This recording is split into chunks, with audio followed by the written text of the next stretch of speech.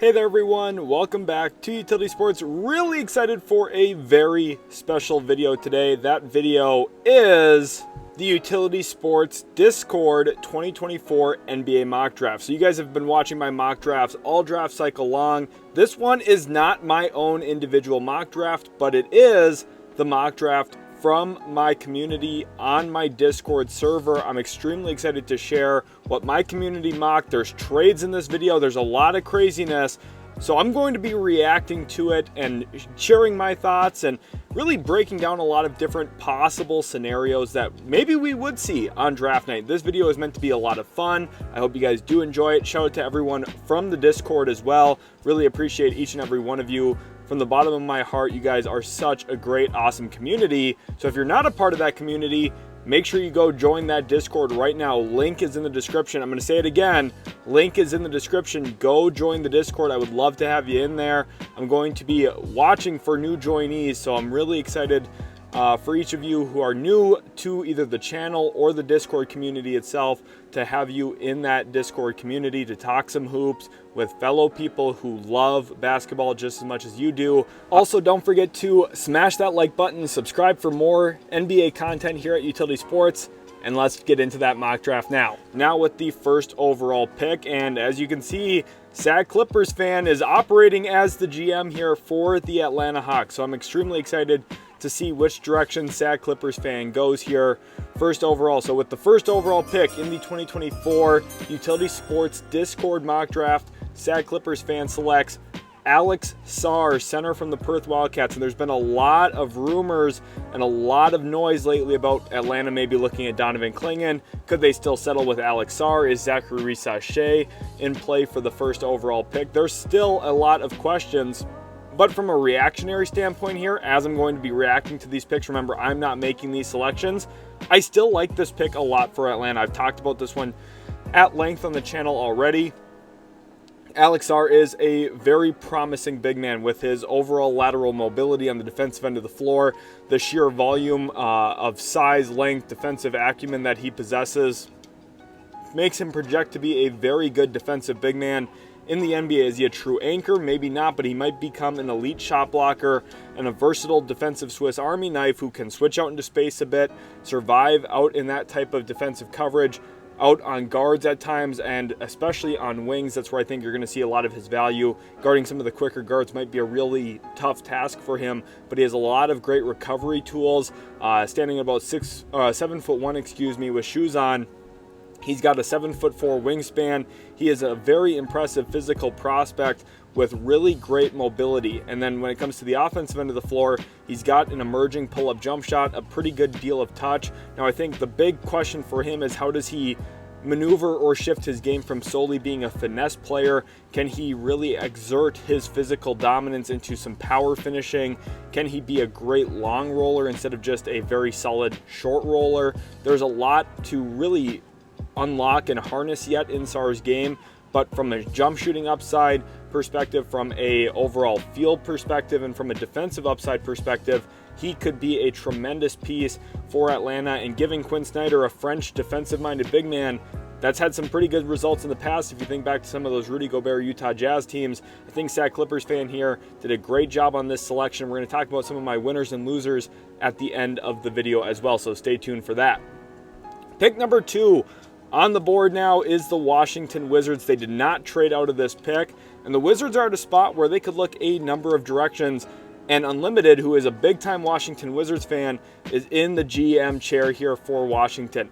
So, with the second overall pick in the 2024 Utility Sports Discord mock draft, Unlimited selects for the Washington Wizards center Donovan Clingan from UConn, and this is not a huge surprise. If you go back 6 weeks ago or so, I actually mocked Donovan Clingan second overall to Washington way back when, before it was a mainstream discussion point that he would be a likely or potential top 3 or 4 pick in this year's draft.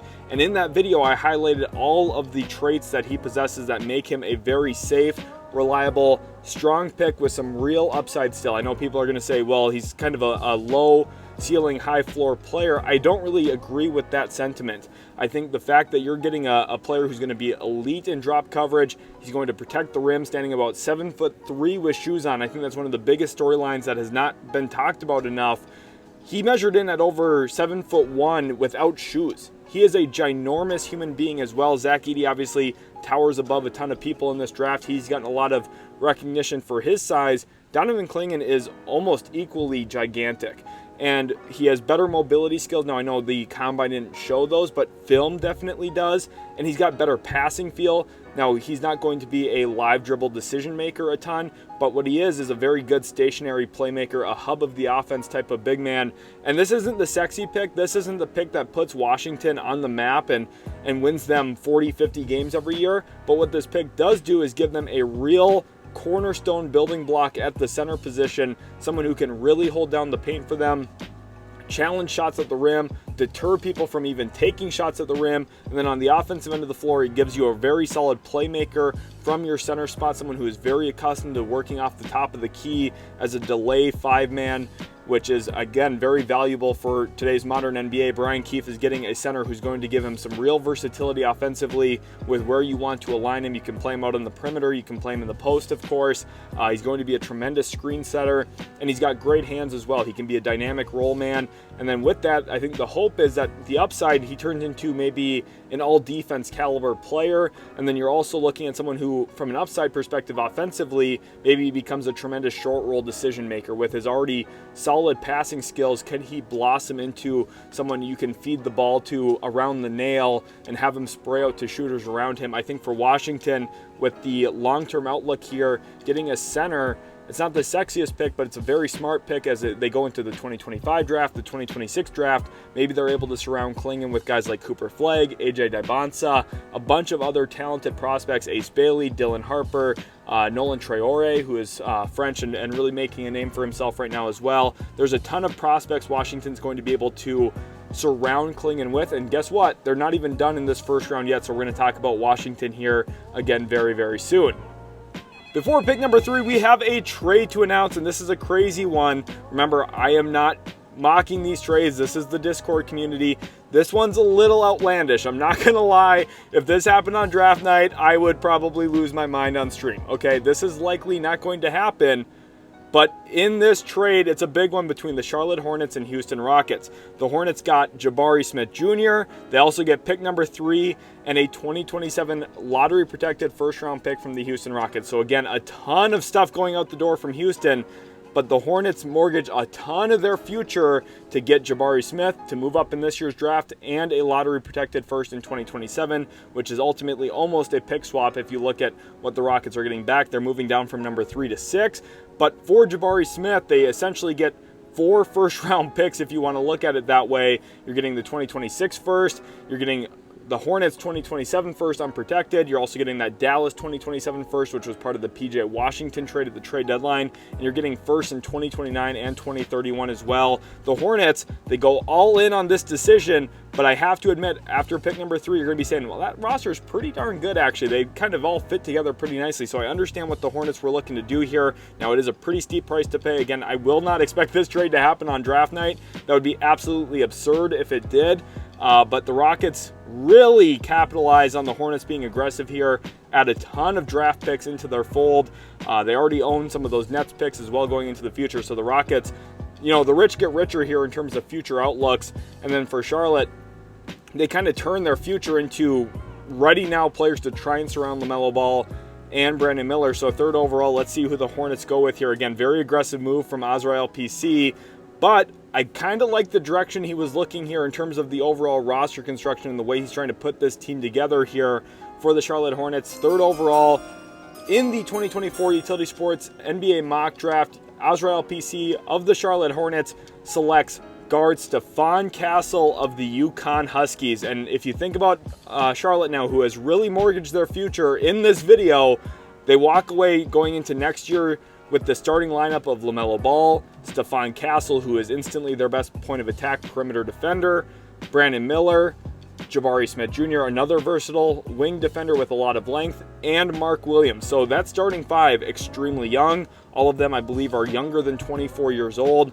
Very impressive collection of pieces. They all fit together, in my opinion. Stephon Castle gives you secondary playmaking, another ball handler, someone who can, I think, complement LaMelo Ball. He does a lot of the things really well that LaMelo Ball does not do in terms of what he does on the defensive end of the floor. His screen navigation, his ability to stay attached to ball handlers on drives, his ability to challenge shots around the rim. I think the blueprint for Stephon Castle becoming a great NBA player is looking at a mold of Derek White. Now, for me, I'm a little skeptical on that because one thing that has separated Derek White from Stephon Castle is the shooting prowess. Derek White has been a very good shooter in the NBA for quite some time. Stephon Castle has a lot of work to get there. So this is a big-time risk for the Hornets. If Stephon Castle doesn't work out, this could go down as one of the worst trades in Charlotte Hornets history.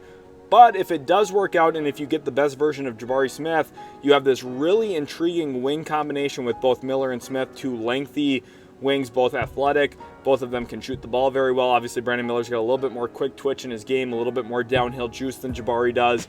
And then you get Stephon Castle, who brings, again, some more downhill juice, defensive acumen. If Mark Williams can stay healthy, this Hornets team looks loaded for quite some time. It's an interesting direction. It's a risky gamble here from Azrael PC, but maybe, just maybe, it would pay off long term. Again, some of these trades aren't going to be the most realistic, but try to have fun with me during this video as we look at what my Discord community was trying to get done on draft night here in this mock draft.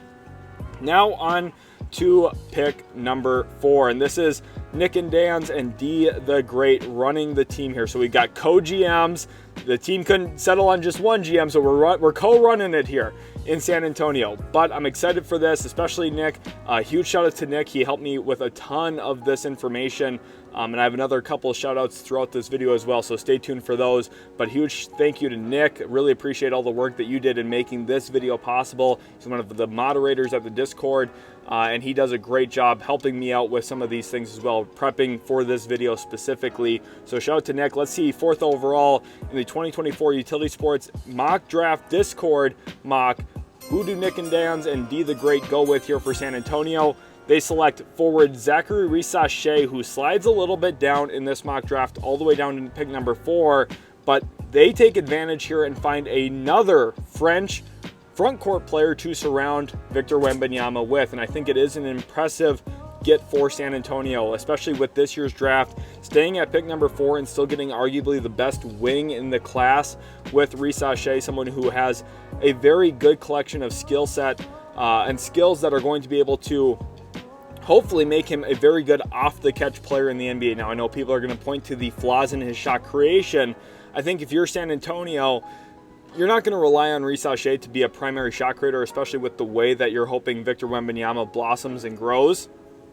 I think the real aspiration here is that Risacher could be someone who takes advantage of some of those opportunities where Wembanyama's already created advantage, or the Spurs backcourt with Devin Vassell and whoever else maybe they would add in this draft or via trade, who they could go out and get. How do those players set the table for someone like Risacher, and how does he pay those opportunities off? I think he could be tremendous in that area. He's got a very good right-to-left rip-through. His left-to-right rip-through is not bad either. Now, his first step, it's not great, but it's not bad. He's been playing against professional players who are older than him, so you have to take that into account as well from a film perspective. He's playing against better athletes than some of these other college kids are, so you have to factor that in here as well. I think that Risacher is someone who's going to be very well poised to step into the NBA. He's going to shoot the ball relatively well early in his career. Now, I'm not expecting year 1 of his career to be a 40% shooter. Typically, there's a little bit of an adjustment period, new basketballs, new system, new everything once you step into the NBA. So Risacher is not a drop-in and average 15 points a game on great shooting splits. But what I do think he will be over the course of the first 3 years of his career is a foundational building block for San Antonio. I think this is a strong pick here from Nick and D the Great as well with this selection, 4th overall. Now moving on to pick number 5, Jalen Hives was running the Detroit Pistons in the GM chair here for Detroit, and I don't think he recreated the wheel. I think he went very safe, steady, and he looked at the likelihood that the agent-owner relationship is going to come into play here. 5th overall, Jalen Hives, the GM of the Detroit Pistons, selects in the 2024 Utility Sports Mock Draft Discord, selects Matas Buzelis, forward from G League Ignite, the program that is now dying and has been shut down. Well, they get their first draft pick here in the 2024 draft with Matas Buzelis, someone who has a lot of tweenerisms in his game. He's probably not quick enough to be a 3, but he's not strong enough maybe to be a 4 yet at this point in time. I think there's a lot to build on, though, from his overall frame, standing at about 6'10". He's got, I think, pretty good speed to him, long speed specifically in transition for a power forward. Now, the jump shot is a big question mark too. This is a player here where if everything goes right for Matas Buzelis, there's a real argument he could turn out to be one of the best players in this year's draft because he has the length, the size, he has the overall skill set with real foundational building block pieces to it when it comes to handling the basketball. Some real evidence of him being able to make plays off of a live dribble, and it's not very consistent yet at this point.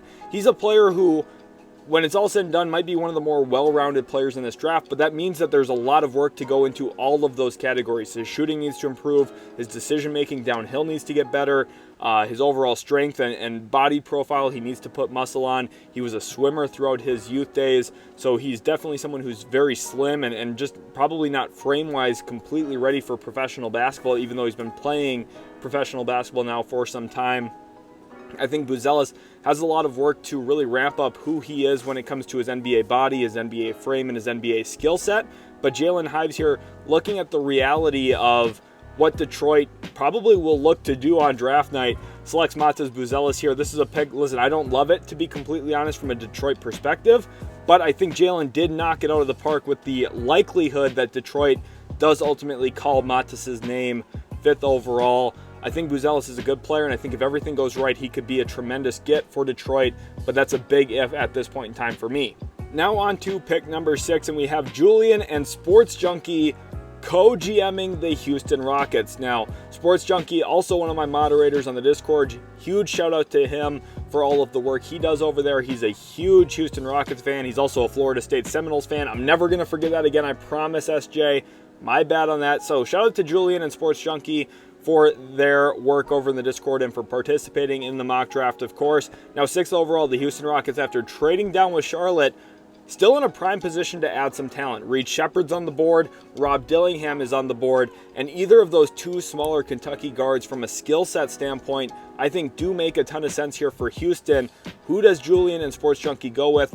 With the 6th overall pick in the 2024 Utility Sports Discord mock draft, the Houston Rockets select guard Rob Dillingham from Kentucky. And again, he's a smaller guard, and I can see some people already saying, well, how would he work with Ime Udoka's defense? First of all, Ime Udoka is one of the more creative defensive minds, and he has always been a part of building good defenses. So I think even with drafting a smaller guard, he would be able to find a way to make it work. Looking at Houston this past year, they had a very good team defense. They didn't have an elite rim protector. Alperen Sengun, a very good player, not an elite rim protector. They also had smaller guards, Fred VanVleet, Jalen Green. Jalen Green's not small from a height standpoint. He's not huge either, but he also has a very skinny frame. And yet, Ime Udoka was able to overcome a lot of those defensive deficiencies and build a very good team defense for the regular season. So if there's anyone to figure out a way to build a good defense with Rob Dillingham at the point of attack, I think it's going to be Ime Udoka, someone who just is a mastermind on that end of the floor. And I think one thing that stands out to me watching Houston a ton last year, the need for more spacing, the need for more perimeter shot making, and the need for someone who can toggle between on-ball and off-ball responsibilities. I think when we go through drafts and we talk about, oh, well, this team already has their point guard, or they already have their primary initiator, we're selling short the value of having players who can do a little bit of everything. And I think when we're watching these NBA Finals, the Boston Celtics don't have a true number one point guard. What they have is a whole bunch of players who are capable of making plays off of a live dribble, and as a result has really opened up their offense. The drive and kick game is really, really dangerous, and I think someone like Rob Dillingham, who has real scoring gravity to him when he has the ball, can also really function as a spot-up shooter. He shot a ton of deep spot-up opportunity shots this past year for Kentucky, and he drilled a very good amount of them as well. I think playing off of Jalen Green, playing off of Alperen Sengun, Rob Dillingham could have some real success in that type of role. But if there's any type of upside here, if there's any player who could blossom into an offensive star in this game, yes, I know he's very small. I know there's going to be some skepticism there, and some of that skepticism is very fair. It's not a surefire, no-brainer thing that Rob Dillingham turns into an offensive star. But if someone does, if someone blossoms into a 20-point per game, 8-assist type of guy, I think Rob Dillingham has one of the best chances in this draft because of his skill set as a dribble, pass, shoot type of player, someone who is very, very, very good when it comes to the fundamental skills of NBA basketball and offensive creation. There's a lot of offensive generation capability here. I think he could flow very, very well with Amen Thompson. The backcourt off the bench of those two guys, they kind of coexist for each other. They kind of hide each other's weaknesses. Amen Thompson's huge, super athletic, and above the rim finisher. Funny enough, they were competitors against each other for Overtime Elite a year ago. So maybe Dillingham and Amen Thompson reuniting in a way for the Houston Rockets would be such a good thing off the bench, giving the Rockets some real dynamism and bench scoring. The Rockets are loaded. I've been saying this for a long time that they were trending in that direction. I think they nailed it last offseason, spending money on veterans who could help them win games. It's kind of completely changed the outlook of the team nationally. For me, I've always been high on Houston. I think if you're a Rockets fan, going Rob Dillingham or Reed Sheppard here, either way would have been a no-brainer decision. I think Julian the Sports Junkie did a very good job, 6th overall. Now with the 7th overall pick, we have Brady and Koopa here making the draft pick for the Portland Trailblazers. So 7th overall in the 2024 Utility Sports Discord mock draft, the Portland Trailblazers select forward/guard Ron Holland. And this is a big time upside swing. Now there is some speculation, there is some outside noise that maybe, just maybe, Ron Holland would fall outside of the lottery. And people are vaguely suggesting that it might have to do with off-the-court stuff, how he's interviewing, some situations like that. First of all, I want to point out, back to last year, Cam Whitmore, someone I had pre-draft compared to Jaylen Brown. I think that rookie year played out very, very similar to Jaylen Brown's rookie season. I had said that it would be ludicrous for him to fall out of the lottery. I thought that was ridiculous, and then he ended up falling all the way to pick number 20. So maybe Ron Holland does fall. That doesn't mean it's actually warranted or justified. If Ron Holland falls outside of the lottery on draft night, it is a huge mistake, and teams that are passing him up, especially in the late lottery, are going to regret that decision for a long time. I think Ron Holland, there's a lot of work to be done on his game. He is not anywhere near a polished product, but he has a lot of the tools and traits that suggest blossoming into a very dynamic two-way wing player in the league. He's extremely athletic. He leverages that athleticism into downhill creation as a finisher at and above the rim. He draws and initiates contact. He is not afraid of playing through physicality. Those are all things that would make Portland a lot better. I think right now their team, very, very much based on finesse play. You look at their center room, you look at their front court just in general. Jeremy Grant's a finesse player, doesn't really get on the glass too much. DeAndre Ayton's a finesse player despite having a lot of great physical tools. Even their backup big men are mostly finesse besides Robert Williams. Scoot Henderson, I think, has a little bit of that physicality to his game, but wins a lot with his speed, quickness, and change of direction. Anthony Simons is a finesse player. Getting someone like Ron Holland, who can draw, initiate contact, get himself to the free throw line, and make plays on the defensive end of the floor, not only with his defensive anticipation and physical traits, but his recoverability and his overall want to.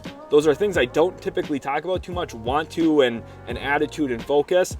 Those are things that you're just going to get night to night from Ron Holland. He wants to win. He's someone with a high motor, high energy guy as well, and a lot of great traits to win basketball games. I think this is a really strong pick by Brady and Koopa here to grab Ron Holland 7th overall.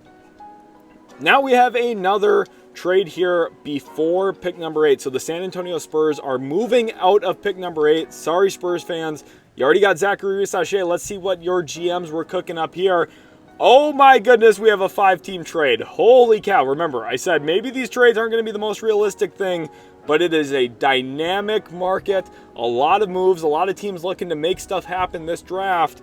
Let's see how it all played out. The Spurs get Josh Giddey, Ousmane Dieng, and a 2025 first-round pick via the Philadelphia 76ers that comes with the lottery protection.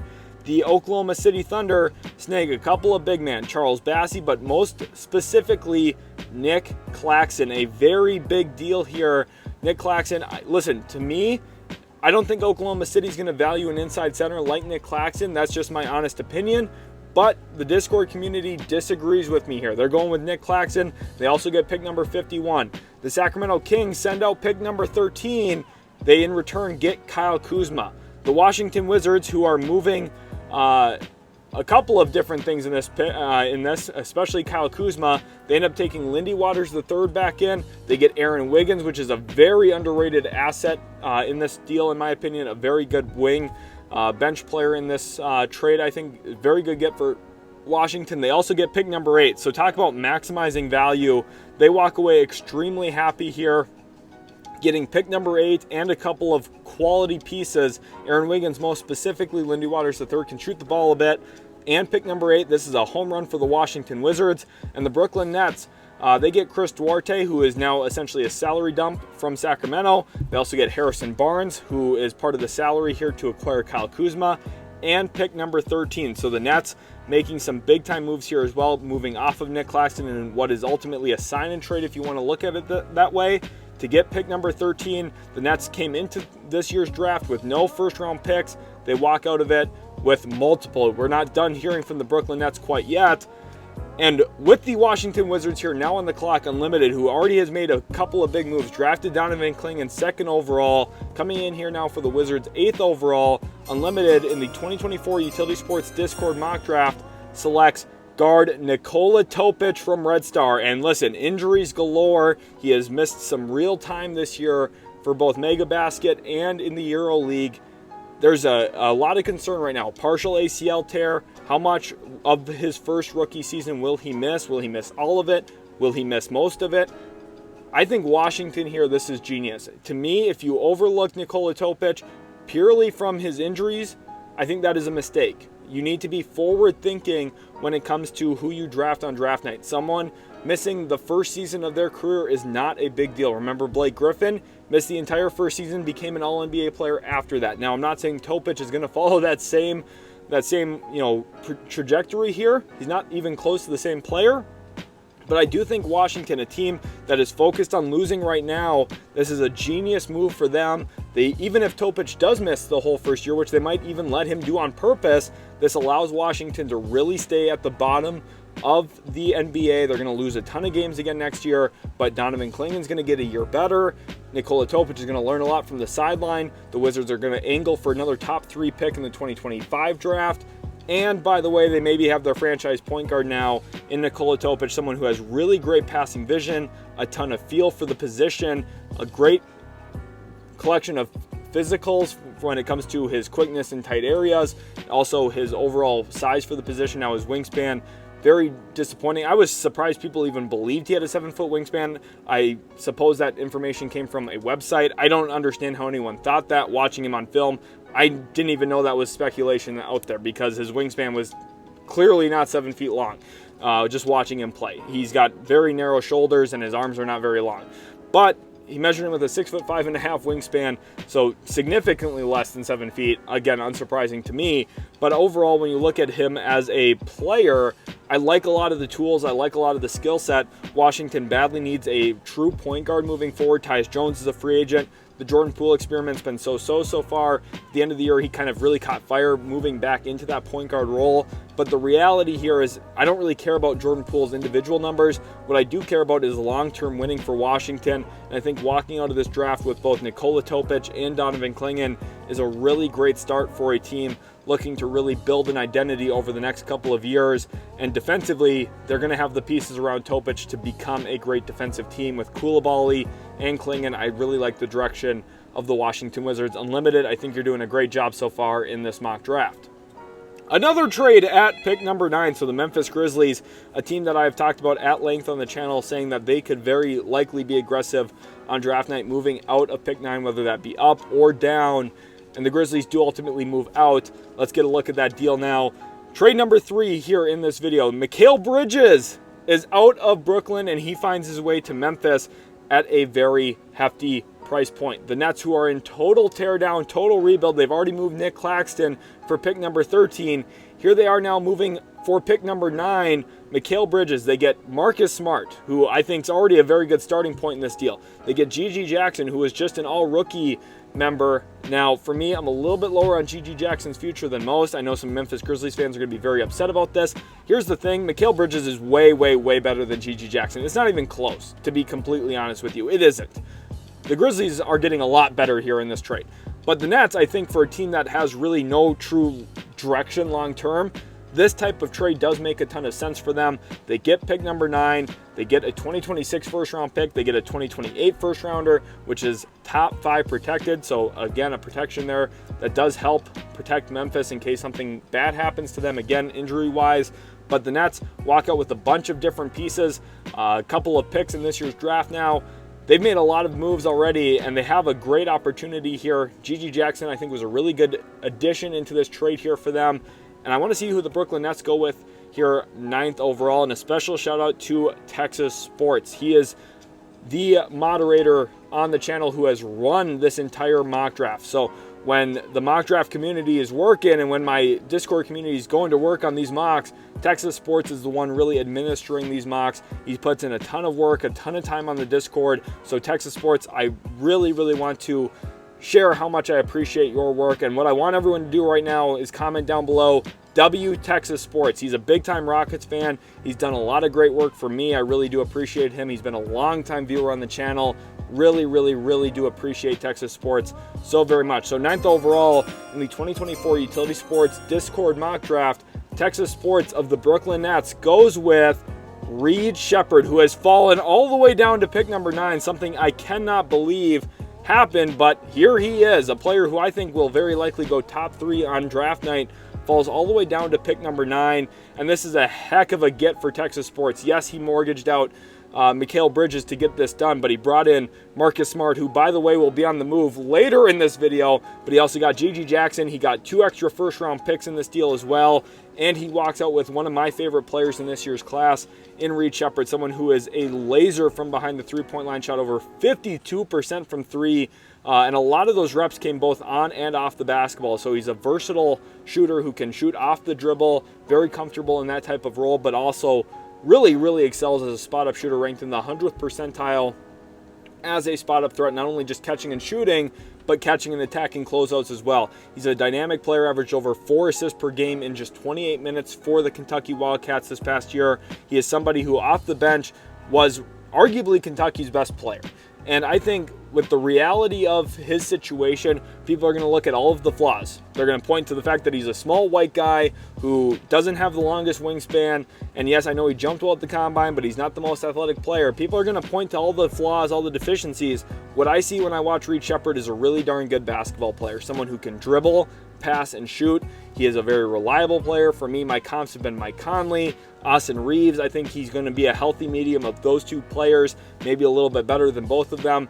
Now, I know people are going to say, well, that's not warranting a top 2 or 3 pick. Well, if you went back to Mike Conley's draft class and looked at the quality of that class, which is a pretty strong class in my opinion, Mike Conley's right at the top, right next to, he's not Kevin Durant, but he's had a 16-year career, and it's going to be 17, 18 years by the time he's done. So Mike Conley's been a tremendous player in the NBA for a long time. I think Sheppard's going to be a tremendous player, especially with the importance of three-point shooting in today's game.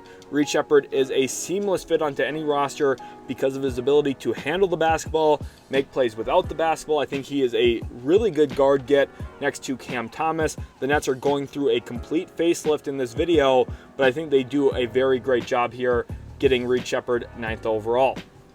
Now at pick number 10, the Utah Jazz stay here, and Nape is in Danny Ainge's chair. He's the one making the decisions here for the Utah Jazz. So Nape, let's see what you got in mind. 10th overall in the Utility Sports 2024 Discord NBA mock draft, Nape of the Utah Jazz selects guard/forward Dalton Knecht. A little bit of a safer pick, but one that I think does make a good deal of sense here for Utah, a team that is really lacking wings. They had one real wing on their roster last year, and they traded him. That was Simone Fontecchio. They've got a lot of front court players. They've got a pretty loaded backcourt in terms of overall personnel, how many players they have in those positions. What they're lacking is a bunch of guys who are about 6'5" to 6'7", who can shoot, play off the catch on the perimeter. I think Dalton Knecht is one of the higher pedigree players in this year's draft when it comes to those types of skills. He shoots very well off of movement. He is somebody who can be a tremendous get for the Utah Jazz.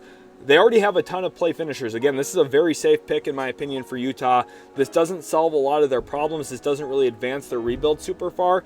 But what it does do is it gives them a really great player that will fit around any other high-end talent that they find a way to acquire. They have a ton of draft picks. Maybe they never bottom out enough to get a number 1, number 2 pick. But what they maybe will do in the upcoming future is trade 4 or 5 first-round picks to get a true franchise point guard back in the building. And if they do that with Lauri Markkanen in weight, with Dalton Knecht, with Taylor Hendricks, with Keontae George, with John Collins, maybe we'll see what happens with his future, they are sitting at a spot where they have all of the right role players. They just need that top guy to really complement the team. Lauri Markkanen is a great off-ball player. Over 80% of his baskets this past year were unassisted. The Jazz just need one top-end talent.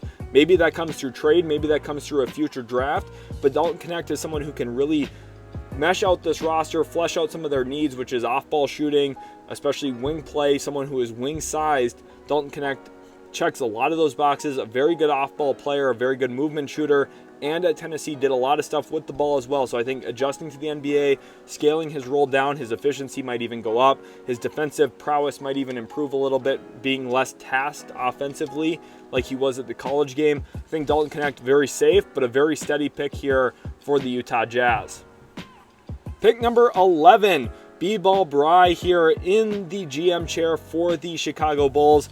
Brian is a big-time Bulls fan and Oklahoma City Thunder fan. I think he likes both of those two teams, one in the East, one in the West, and he knows his stuff. So I'm excited to see who he goes with here for Chicago, 11th overall. A team that needs, I think, some real upside, especially wing talent, someone who has really good positional size, a lot of length to him, and I think that's exactly what he's going to address here. 11th overall in the 2024 Utility Sports Discord mock draft.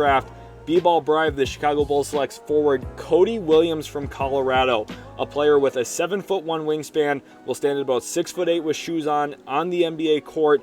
He is going to be a tremendous pickup here for the Bulls, a team that right now, I think one of their biggest, brightest positives going forward is Coby White, someone who really blossomed and grew into a tremendous player this year. Should have been the most improved player in my opinion based on how his season went.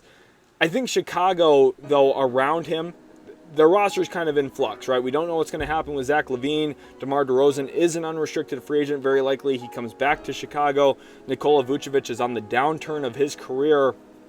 Taking someone with real serviceable traits and skills and then seeing that player have really potential, like really huge potential upside, you're basically describing Cody Williams because he's got all of the physical tools. I like his downhill creation ability.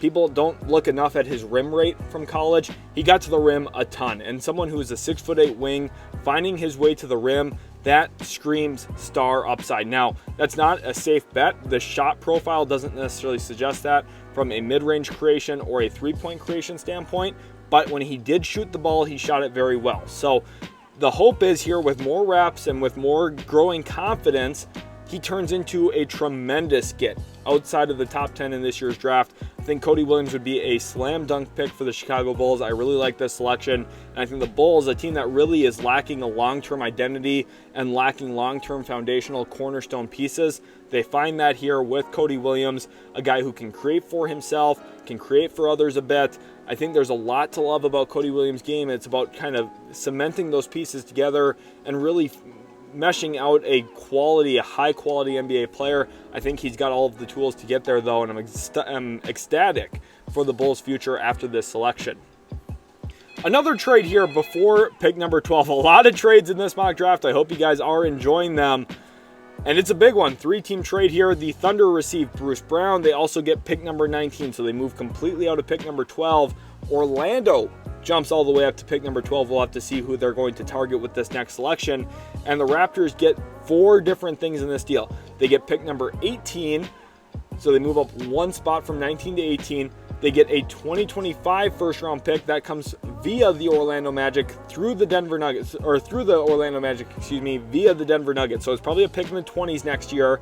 You also get 2 second-round picks, and you get forward Kenrich Williams, another quality role player. Now, the Thunder have been very aggressive in this video so far. They've been able to find players who are going to complement their current existing core without sacrificing their long-term future too much. It's been a great move for the OKC Thunder. I think Bruce Brown would really fit OKC very well, especially now that they've traded Josh Giddey away. They need another backcourt player. I think Bruce Brown could be a really good Band-Aid piece for them for a year. The Raptors getting Kenrich Williams, I think, is a good piece. He's going to be traded later in this video, actually. But they also move up one spot in this draft. They pick up an extra first-round pick for Bruce Brown's services. I think that's really, really good. And the Magic jump all the way up from number 18 to number 12. So with that in mind, I think that it's a really calculated move. Yes, it does cost them an extra first-round pick, and it costs them 2 second-rounders. But to target a specific player that can help them, it makes a ton of sense. So who did the Orlando Magic go with? Funny enough, the Discord user's name is Magic because he's a big-time Orlando Magic fan. So let's see who the Magic are going with here in the 2024 Utility Sports Discord mock draft. The Orlando Magic select center Kel'el Ware from Indiana. And this is a very surprising pick to me, but one that I think does make sense in a vacuum. Orlando has really struggled at the center spot with health, especially with Wendell Carter Jr. being able to stay on the floor. Now, they got really good minutes last year from Goga Bitadze in stretches. I think the Magic, though, are looking for a real set piece, someone that they can rely on night in, night out. And that's why Kel'el Ware does make some sense here. He shot 37.5% from 3 this past year for Indiana. He's got an emerging touch. He shot over 50% on floaters and hooks this past year as well for the Hoosiers. Pretty decent volume for both of those as well.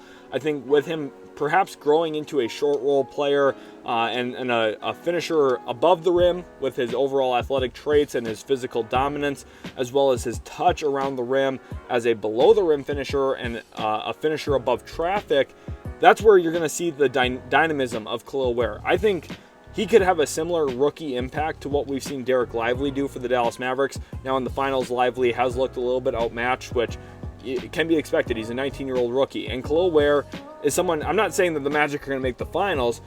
They don't have Luka Doncic. But what I do think is Kel'el Ware could be a really high positive impact player. Centers, especially ones with really great athletic traits, typically adjust a little bit quicker to the NBA just because they have a lot of size, and their value is most typically added through play finishing and rim protection. I think those are things that Kel'el Ware is going to bring instantly to Orlando. The upside is really reliant on his shot and how much can he improve as a playmaker on the short roll. Those are big questions yet, but Orlando, who already has Jet Howard in weight, they have Anthony Black in weight, they're aggressive one more time here to get another lottery selection. They get Kel'el Ware here, and I think he could be a tremendous get for that franchise who's really searching for some center stability at that position. Now moving on to pick 13, remember Texas Sports moved back up here with that Nick Claxton trade to get the Brooklyn Nets 2 lottery picks. He has pick 9, which was Reed Sheppard, and pick number 13 now. So the Nets are in a great spot. They've been able to add some real talent in this draft. 13th overall in the 2024 Utility Sports Discord mock draft. Texas Sports of the Brooklyn Nets selects guard Jared McCain. So he's doubling down on shooting. And if there's a poor man's version of Reed Sheppard in this year's draft, it is Jared McCain, who is a very similar prospect, has very similar measurables, and has a very similar skill set. Now, he's not quite as good as a shooter, and I think the playmaking is a slight tad bit less reliable. But for Brooklyn here, it's, hey, we already drafted one good player. Why don't we draft a second one? Because if there's 2 players in this lottery that I feel are very, very safe selections, guys that I think, like, worst case scenario, they just function as really great off-ball shooters, it's Reed Sheppard and it's Jared McCain. So the Nets, who are really lacking long-term direction, they not only walk out with Gigi Jackson via trade and a couple extra first-round picks for the future, they also walk out with 2 very high floor players and maybe even false ceiling players. I think Reed Sheppard, Jared McCain could really surprise some people with how impactful they are to winning at the NBA level. Yeah, maybe they're not 25 point per game guys, but having reliable 13 to 16 point per game players really adds up, and it gives a lot of life to a team that when you have depth 1 through 8, 1 through 9, you're able to out-survive teams throughout the course of an 82-game regular season because injuries happen, fatigue happens, guys get tired during games. From a stamina standpoint, endurance is important, and having depth is important. Brooklyn, yes, a big facelift, a lot of changing pieces here. The Nets are now extremely young. They're probably going to lose a lot of games, which is a danger here given the fact that they owe some picks to Houston, but they are completely altering their franchise, and I think long-term for the better, bringing in guys like Reed Sheppard, Jared McCain, 2 guys who are going to be very good shooters at the bare minimum, but also have the ability to handle the basketball, create probably a lot in early transition, also be able to run some pick and roll, and just work on and off the basketball, I think that you'd find a really dynamic product there in Brooklyn, drafting not only Reed Sheppard, but also Jared McCain into the fold. Pick number 14, Brady and Supakupa back on the board here now. 14th overall for Portland. And the Blazers, who already went with Ron Holland, probably looking into that front court now with the hopes and aspiration of adding someone extremely athletic with a lot of physical tools. And that's exactly what they do here. 14th overall, they select forward Tidjane Salaun from Cholet, a player with really great length, size, athletic traits. He's extremely quick, he gets downhill very well. He's an above-the-rim play finisher. And the big question mark, the real swing skill, whether he becomes a great NBA player or a not even serviceable NBA player, is that three-point shot. How reliable does he become? Does he turn into a 32% three-point shooter, where you're getting a streaky performance night to night? Does he turn into a 36% three-point shooter, which means from a night-to-night basis, you're probably willing to rely on him quite a bit more? Or does he just simply become a 27% three-point shooter, which means he's probably out of the league in 5 years? That's a big variance here, but from an upside standpoint, there's not a lot of players that possess the physical size, athleticism, traits that he has. If I had to liken him to somebody in the NBA right now, it'd be somewhat similar to PJ Washington, someone who has, again, very good positional size. He's quick, mobile, can attack closeouts. The real question for PJ Washington, again on a night-to-night basis, is that three-point shot. Our team's going to leave him open. In the finals, in the Western Conference Finals, the Timberwolves and Celtics just decided they were not going to guard PJ Washington very much. They found a lot of success doing that, especially Boston. Now, Minnesota had its own problems, couldn't contain Luka and Kyrie at all. But for the most part, PJ Washington has been completely nullified in the final 2 rounds of the postseason, which is not surprising. But Tidjane Salaun, maybe from an upside standpoint, he shot the ball extremely well from the top of the key in professional basketball, playing in the LNB Pro A League. So the hope here is that Salaun turns into a better version of PJ Washington with a more reliable jump shot. Otherwise, if he's less reliable from 3 than PJ Washington, he's not a very good NBA player. If he's as reliable as PJ Washington, he's a serviceable, solid NBA role player. And if he becomes more reliable, he turns into a very, very good role player, someone with a lot of the traits you're looking for in a prototypical power forward in today's modern game. Pick number 15, we have D. Wade fan here. I wonder who he likes. Picking for the Miami Heat, and this is a great opportunity for Miami. Some players who I really like as lottery picks have fallen out of the lottery in this mock draft, and D. Wade fan is going to capitalize on that.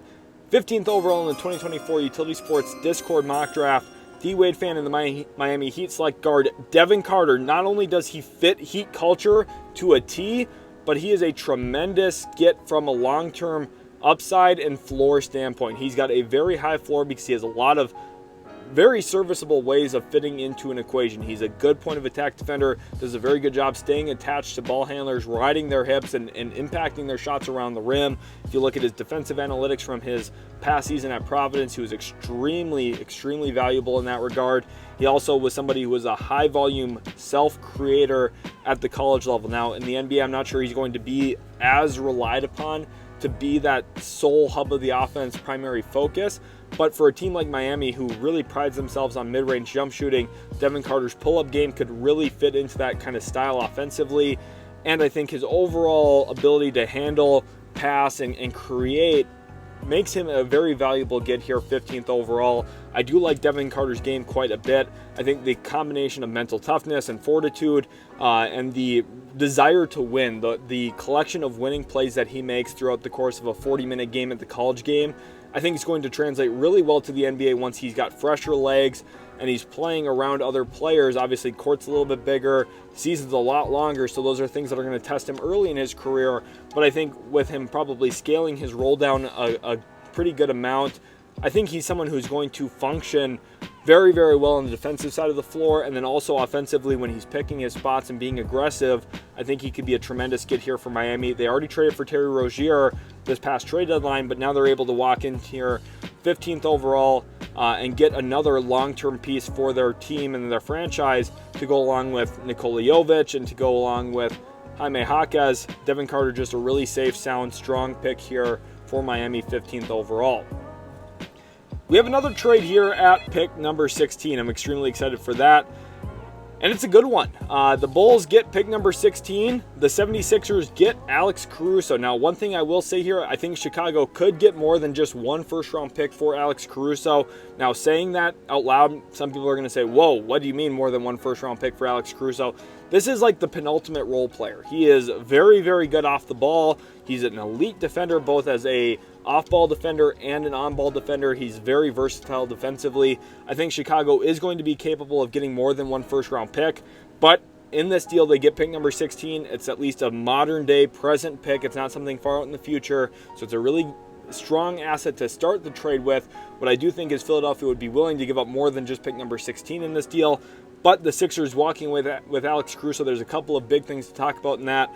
Not only does Alex Caruso make a ton of sense for what they're trying to accomplish from a winning standpoint, but he also is cheap enough salary-wise where they're not going to jeopardize their ability to sign someone like Paul George in free agency or some other max contract player. Since Caruso's on a very team-friendly deal right now, the Sixers can fit him into cap space. This jeopardizes nothing for them this offseason, and it just gives them flat out a very good player who will help them win a lot of games. I love this trade for Philadelphia. Like I said, I think Chicago could have gotten more, but now they have the 16th overall pick, and Bibel Bry going back to work here after drafting Cody Williams and starting to really build a foundation for this Bulls team long term. He's going to turn his eyes to the center spot and finding a long-term replacement for Nikola Vucevic. 16th overall in the 2024 Utility Sports Discord mock draft, the Chicago Bulls select center DaRon Holmes II of the Dayton Flyers. And for me, I haven't seen this comparison thrown out there too much. In fact, I haven't seen it at all.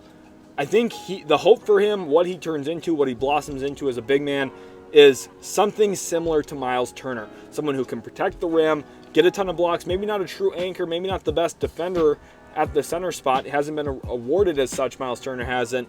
But DaRon Holmes II, like Turner, can protect the rim. He's an athletic big man who can roll and pop. He's a dynamic screen setter because of those traits and his ability to play above the rim. He has a nice right-hand baby hook that he likes to get to as a post-up option as well. So if you switch, he can punish some of those mismatches. And then, like I said, he can pop as well and really shoot the three ball. That's where he's grown a lot since his freshman season in the A-10 to where he is now. As a junior coming out of Dayton, he's really solidified his game and really cemented himself as a quality player, a quality prospect in this draft, someone who is very likely to go in the top 20 or 25 picks on draft night this year. I think Bibel Bry here coming out with both Cody Williams and DaRon Holmes II, who will likely function as a backup behind Vucevic early in his career, but could really blossom into a real quality starting center in the NBA. I think this is a really good pickup for Chicago. I think Brian's doing a great job here with this Bulls team. Now, I would have wanted to get more for Caruso, but walking away in this draft with both Holmes II, and I'm a Dayton Flyers fan, by the way, so I'm really excited about this pick, and Cody Williams, I think, is just flat out really, really good for Chicago. A team that was lacking long-term direction, I think really cemented two of their biggest needs here with a hybrid forward who can handle and get to the rim, and also a big man who can either roll or pop while protecting the rim. Those are versatile skill sets that are very hard to find at a reliable standpoint, and I think DaRon Holmes II, really good pick here for Chicago. Pick number 17, we have the Los Angeles Lakers here. Sports Junkie manning the ship here for LA. And with this selection, the Lakers select guard Jacoby Walter from Baylor. So we're looking at a Baylor Bear here now off the board, 17th overall. He did get a green room invite to the NBA draft. So very, very, very, very likely he is a first-round pick. Almost a foregone conclusion based on who the NBA invited. You know, they talk to teams. They get a good sense of who is going to be high picks or very likely top 20 picks in the draft, and those are the guys they typically invite to the green room so that there's not embarrassing moments like what happened with Bull a few years ago. So Jacoby Walter here, 17th overall for LA, I think does make a ton of sense. You need shooting, floor spacing around LeBron James, Anthony Davis. The Lakers just did not shoot very many threes. Jacoby Walter's greatest asset is his three-point shooting, but he also has a lot of length to his game. He's an athletic guard who can move his feet well, and also just again with that length is going to be able to live in passing lanes a little bit more. He's not just purely a shooter. He can attack closeouts a bit and has a little bit of defensive upside to him if you're able to coach him upright. So I think this is a good strong pick for the Lakers here. 17th overall, Jacoby Walter I think does make a good deal of sense. A good strong selection here from Sports Junkie. Now pick number 18, we have NI6 and Fancy Scorpion running the show here for the Toronto Raptors. Fancy Scorpion, one of the biggest Raptors fans I know. So I'm excited to see who NI6 and Fancy Scorpion go with here now. 18th overall in the 2024 Utility Sports Discord mock draft, the Toronto Raptors select forward Tyler Smith from G League Ignite, another athletic, physical specimen, someone who, for Toronto, could provide some real face-up scoring for them, someone who can step out behind the three-point line. About 40% of his attempts this past year for the G League Ignite program came from behind the three-point line. And remember, they're playing the NBA three-point line, so he's got some good volume already when it comes to shooting threes. Now I would like to see him continue to grow as a three-point shooter in his development. I would like to see him kind of fade out some of those mid-range jump shots and turn them into more rim volume and a few more just three-pointers. If he could really master that, he would make himself a tremendous role player here for Toronto, a team that wants some more upside, needs some more upside long-term, especially with their kind of conjunction of weird pieces right now. I don't really know if their roster is built to compete, but they have a lot of talent. Getting more talent in the building, and then ultimately it'll be a big puzzle for Masai Ujiri to figure out how those pieces all fit together and which ones don't fit and which ones he needs to trade later. But I think Tyler Smith's a big-time upside grab here, someone who with the traits could turn into an awesome player. I've likened him a lot to Terrence Jones, who used to play for the Houston Rockets about a decade ago or so. Now, that's a very similar comp from a play style, both of them left-handed as well. But I think Tyler Smith, a unique prospect in this year's draft and someone who could definitely stand out if everything goes right in his long-term development. We have another trade here at pick number 19. So this pick is now moving hands. The Kings now get this pick from OKC, who moves down again, and they acquire Malik Monk in what is a sign and trade. Now, the one thing I'm going to say, OKC has kind of abandoned the salary cap here in this. So the Thunder would have to send out some salary here to make something like this actually work, based on the fact that they've already acquired Bruce Brown and Nick Claxton. Now, they did send out a bunch of salary in some of those other deals like Ousmane Dieng, Josh Giddey, Kenrich Williams. So they did send out enough salary to bring in those other guys. But to acquire Malik Monk, they would have to send out more salary. And this is under the idea that Sacramento would lose Malik Monk for nothing. So getting him now in for pick number 19 in what would be essentially a sign and trade using his early bird rights would be unique. Now, I do think ultimately if the Kings could get Malik Monk to agree to a 4-year, $78 million deal, they would not be signing and trading him. They would just be flat out signing him. I think Malik Monk, if he's signing anywhere for less than $20 million a year, it will be with Sacramento. But ultimately, I'm expecting him to land in either San Antonio or Orlando at this point in time. That's not a foregone conclusion, though, so maybe some other team jumps into the race in a sign and trade or some other type of deal. We'll see, but the Kings now on the clock at this spot, 19th overall, and Jacob looking to really kind of reshape what Sacramento needs and filling that Malik Monk hole that is now very evidently there. 19th overall, Jacob and the Sacramento Kings select guard Isaiah Collier from USC, and I've been very harsh on Isaiah Collier this draft process. I'm not extremely high on him as a player. He is strictly a rim finisher, a rim slasher. There's a lot of flaws in his game, but one of the biggest positives of his game is his drive and kick prowess. And if you look at Malik Monk as a player, one of the biggest things Sacramento is going to miss after losing him this offseason, if they do, is his drive and kick skill set. They're going to miss his constant paint touches, his quickness with the ball in his hands, and his ability to spray the ball out to shooters and to generate more closeout opportunities for the Kings to attack. So getting Isaiah Collier, who isn't as good of a shot maker, shot creator as Malik Monk, at least he gives you that downhill rim presence, that downhill creation ability as a playmaker, that if he's going to be able to suck in the defense, collapse the defense, and make those extra passes out wide, he gives you a unique bench guard who can maybe create some of those advantages that you're losing from Malik Monk. So even though I'm not the biggest Isaiah Collier guy myself, I do think if you're trying to replace Malik Monk, Collier might be one of your better bets in this year's draft from an actual standpoint of how he plays with his very quick first step. He's very electric in that regard, and he has the ability to make advanced reads with a live dribble. So those are some of the biggest positive traits I love about Isaiah Collier. And I think if you're losing Malik Monk, again, that's what I've really harped on in this pick. The Kings lost Malik Monk here. They needed to replace him, 19th overall. They get Isaiah Collier. Remember, they also managed to bring in Kyle Kuzma in this mock draft so far too. So the Kings kind of reshaping their team a bit, adding a little bit more size with Kuzma, a little bit more rebounding presence as well, and now they're replacing Malik Monk with a worse version, someone who I think is going to be far less reliable, but someone who does have a lot of upside still from a creation standpoint. Pick number 20, the Cleveland Cavaliers here now, ex-Smoke in the driver's seat for the Cavaliers, and 20th overall in the 2024 Utility Sports Discord mock draft. The Cleveland Cavaliers select center/forward Kyle Filipowski, and this is a little bit of a weird pick here, given the fact that the Cavs already do have Jarrett Allen. They obviously have Evan Mobley, Dean Wade. They have this collection of front court pieces, but they were playing Tristan Thompson some pretty decent minutes throughout the course of the year. And Filipowski is somebody who I think would be best served being a backup big man, a third or fourth big on a roster.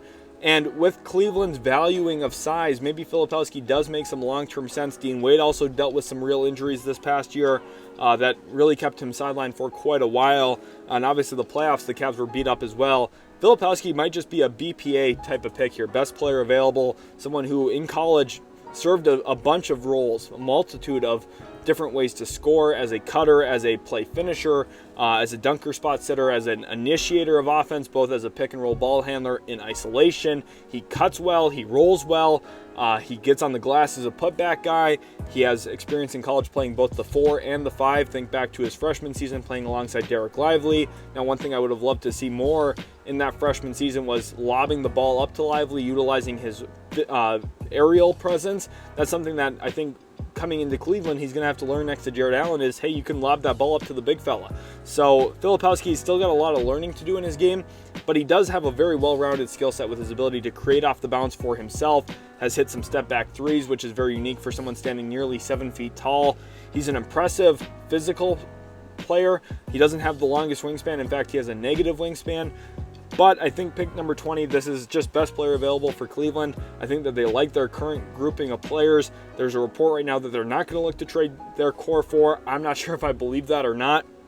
We'll see what really happens. I think that Donovan Mitchell extension is the biggest deal of importance here this offseason for Cleveland, but getting Kyle Filipowski, just probably best player available here for Smoke, drafting him 20th overall. Pick number 21, Sports Junkie manning the ship for the New Orleans Pelicans. This pick comes from the Milwaukee Bucks, and with this selection, he has the Pelicans going with an athletic, rim-protecting, or rim-finishing big man in Yves from Baylor, someone who is still relatively raw, has only been playing basketball, organized basketball, for about 6 years at this point, but he is a tremendous athletic talent with a lot of physical gifts. He is a tremendous above the rim player on both ends of the floor. He gets his head above the rim and he makes plays above the rim. And kind of like a volleyball player, those things, when you have someone who could be that much of an aerial threat on either end of the floor, it first of all does intimidate the other team. It forces them to stop challenging you at the rim as much. And New Orleans has already built an elite defense. A lot of credit to Willie Green, James Borrego, and the coaching staff there in New Orleans for building such a strong defense, even without a true anchor, a true rim protector. They have really won with their length on the perimeter and having a lot of just good athletes around the floor. And as a result, it has made Jonas Valanciunas and the absence of rim protection less valuable for New Orleans. But imagine how good their defense could be if they get someone like Yves who can just shut down the paint for moments in time, where he all of a sudden shows up out of nowhere, a recover block where you're like, oh my gosh, I didn't even see him in the frame on the television, and all of a sudden he's blocking the shot and the Pelicans are running back the other way in early transition. I think Yves could be a tremendous get here as a dribble handoff rim roller. I think his downhill quickness, his downhill foot speed is going to be a tremendous part of why he would fit into New Orleans and the system that they've been running. Now, depending on what happens with James Borrego and the head coaching searches currently, maybe that completely transforms what his role would be there in New Orleans. So there's a lot of speculation still on that standpoint of what New Orleans offense is going to look like next year, but an already elite defense with a bunch of great defensive talent and length, getting a true rim protecting center who, yes, he's very raw, but has a lot of the kind of intuition of, hey, I got to go make a play here. That could be really special there in New Orleans for sure. We have another trade to announce. A lot of trades in this mock draft. I hope you guys are enjoying. Again, if you are, make sure to smash that like button. And here we are now. Trade number 7. The Phoenix Suns receive Brook Lopez and pick number 23. The Milwaukee Bucks get Jusuf Nurkic, Eric Gordon, and pick number 22. So this is an interesting move here for a couple of reasons. the Bucks move up a spot. The Suns get the best center in the deal. The Bucks get two worst players. It's kind of a trade, to be honest, that I don't love for Milwaukee, and I'm not even the biggest Brook Lopez guy because I do think the fact that he is so slow-footed has been a real problem for Milwaukee the last two postseasons.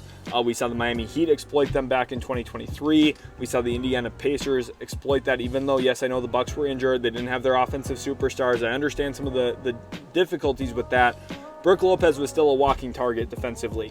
And I think Brook Lopez is a very good individual defender, but if you don't have the right pieces around him, he becomes less valuable. So the Bucks kind of reshape their roster. They move up one spot in the draft. The Suns move down a spot, but they get a center who can really shoot it. And the hope here is that his spacing, his shooting maybe helps really open up the big three there in Phoenix. And then 22nd overall here, Ware, who is running the Milwaukee Bucks, is targeting a big man who is going to sit in deep drop coverage as a long-term replacement for Brook Lopez, and that player is center Zaccharie from Purdue. I can already tell some Milwaukee Bucks fans are not going to be happy with how this has gone for them. Zaccharie, there's going to be questions about how he would fit with Giannis Antetokounmpo. Obviously, we have not seen Edie shoot very many threes throughout his college career. I believe he's made one college three his entire four-year career at Purdue. But he is 7'4". He is physically imposing, a great rim finisher, could be a tremendous screen set and roll guy. Now, part of what's made Milwaukee so dynamic is Brook Lopez setting screens and then popping with a lot of deep range. On average, I think he makes like 27.5-foot threes. That's something you're not getting here at all with Zaccharie. So, to be completely honest with you, I don't love the direction of this for Milwaukee. Now, I do understand the idea of trying to get younger, trying to turn Brook Lopez into a 22-year-old center who projects to have a good long career ahead of him, maybe like an Ivica Zubac, Jonas Valanciunas type of big man. It's not a terrible player. It's just I'm not sure if this is what Milwaukee needs or how this really fits their roster. But the Bucks aren't done. There's going to be another trade later in this video where the Bucks bring in some talent. So maybe that would help this deal make a little bit more sense there. Edie, I think, is a quality player. I think he's a pretty safe selection. I've heard some people saying boom or bust. I just don't really see any way that he booms into a 25-point-per-game scorer, if that's what you're talking about. And I don't really see any way that he busts where he's out of the league in 3 or 4 years because he can't teach size. Boban Marjanovic has had like an 8-9-year career, and Edie's a lot better than that guy. I think Edie's going to be anywhere between like the 18th to 30th best center on any given year for quite some time. So he seems like a very safe, relatively lower or higher floor, solid ceiling type of player to me. I think the Bucks, they're getting a quality player here. I just don't know how it fits with their roster. So 23, Texas Sports, who's also running the Phoenix Suns, now steps in and he's trying to make some moves. He brought in Brook Lopez. Now at 23, he adds in Nikola Jurisic, which is an interesting pick here. One that I'm not exactly sure how he fits long-term with Phoenix. He has a lot of upside. He's only 20 years old. He's been playing professional basketball for 4 years at this point in time. I think he's an intriguing prospect because he's got good playmaking feel, good positional size at about 6'7" without shoes on. So he's going to be a true 6'8" guard in the NBA with shoes on. Now, the questions for me are, who does he defend? I think that's a big flaw here for Phoenix now, especially with Brook Lopez in the fold. You're going to play Brook Lopez predominantly in deep drop coverage. Who's going to be your primary point of attack defender still? That's a big concern I have for Phoenix. Now, Texas Sports took over an impossible job here. It's almost impossible for me to be happy with Phoenix because they have completely trashed their roster in the chase of stardom. They went and got Kevin Durant. They sent out a ton for him. I can at least justify that because Kevin Durant's one of the 25 best players of all time. Trading what they did for Bradley Beal is inexcusable, to be completely honest. So from now on, the Suns are going to be chasing their own tail, looking to try and cover up their own sins. That's a very tough thing to do. Texas Sports trying his best here. I think Nikola Jurisic, an intriguing prospect. I think some real serious upside here to work with. I like his frame. At the NBA Draft Combine, showcased his ability to play off the ball, something that was a big question given his role in Mega Basket this past year. How would he look off the ball? He looked very, very good in those Combine scrimmages. So I think Phoenix is finding a player who could fit them offensively, give them some of that playmaking that they need, give them someone who can still exist off of Booker, Durant, and Beal. But I still have a lot of defensive concerns for the Suns, especially their point of attack screen navigation, which is going to always be a huge problem with the decisions they've made roster-wise prior to this mock draft. Pick 24 and 25 are the New York Knicks. Now, Dylan Rademacher is one of the biggest New York Knicks fans I know. He loves his Knicks basketball. And I think they're in a great spot here. I think the Knicks have one of the best rosters in the NBA.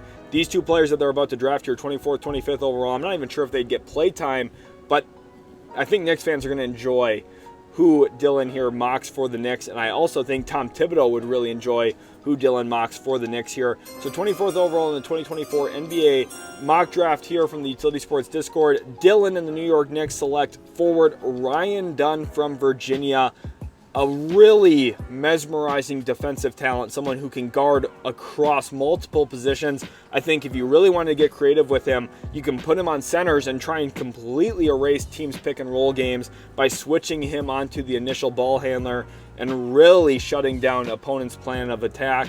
Now, the only problem is by playing Ryan Dunn, you're probably shutting down your own plan of attack because teams are going to seg way off of him. They're not going to respect him. He's going to get guarded very similar to Isaac Okoro, how Okoro got guarded early in his career for Cleveland.